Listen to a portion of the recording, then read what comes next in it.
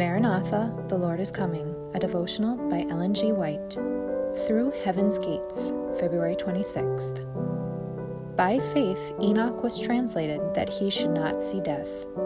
For before his translation he had this testimony, that he pleased God. Hebrews 11, verse 5.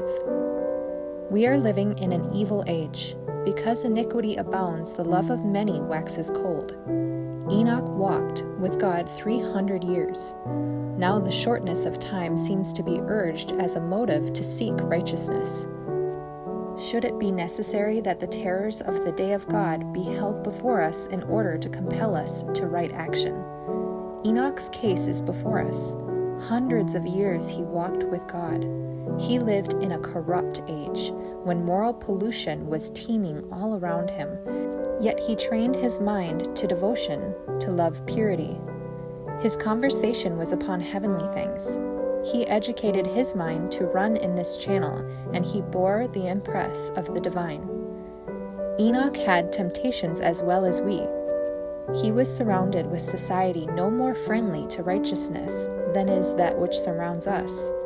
The atmosphere he breathed was tainted with sin and corruption, the same as ours. Yet he lived a life of holiness. He was unsullied with the prevailing sins of the age in which he lived. So may we remain pure and uncorrupted. He was a representative of the saints who live amid the perils and corruptions of the last days. For his faithful obedience to God he was translated.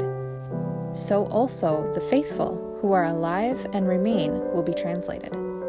Blessed are the pure in heart, for they shall see God. For 300 years Enoch had been seeking purity of heart, that he might be in harmony with heaven. For 3 centuries he had walked with God. Day by day he had longed for a closer union. Nearer and nearer had grown the communion until God took him to himself. He had stood at the threshold of the eternal world, only a step between him and the land of the blessed. And now the portals opened, the walk with God so long pursued on earth continued, and he passed through the gates of the holy city, the first from among men to enter there. To such communion God is calling us. As was Enoch's, must be their holiness of character, who shall be redeemed from among men at the Lord's second coming.